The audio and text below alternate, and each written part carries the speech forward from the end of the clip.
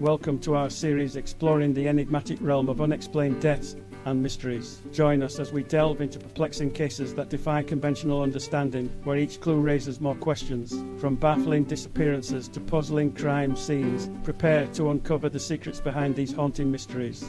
Hey, you won't believe what I recently learned about.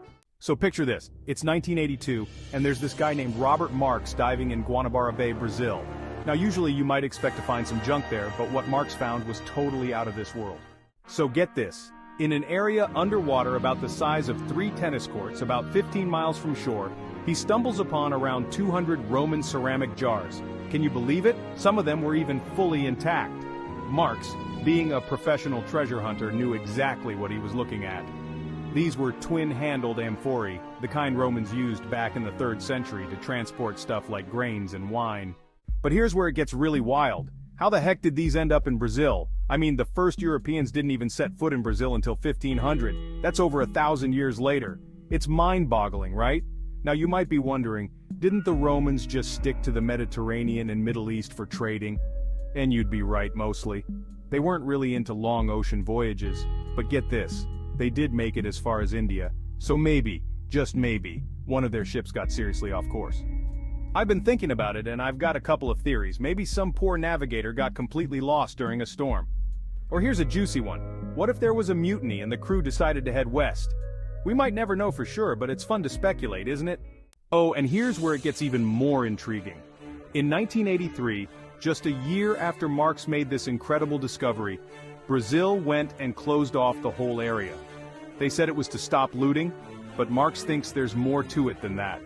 He believes the government didn't want anyone digging around there because finding Roman artifacts would mess with the official story that the Portuguese were the first Europeans to reach Brazil.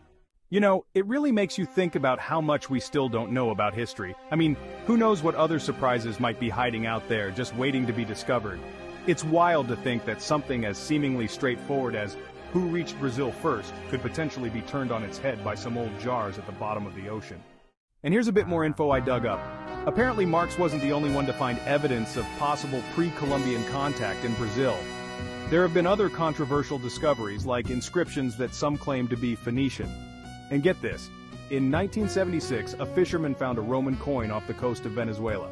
It's all pretty disputed stuff in the archaeological world, but it sure does make you wonder, doesn't it? Anyway, I just thought that was such a cool story. It's like a real-life Indiana Jones adventure, but with more questions than answers. What do you think?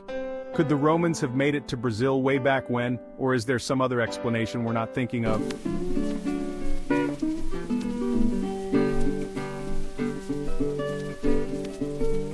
Thank you for joining us on this exploration of the unexplained. We hope these mysteries have sparked your curiosity and encouraged you to delve deeper into the unknown. Until next time, stay curious, stay vigilant, and never stop seeking the truth.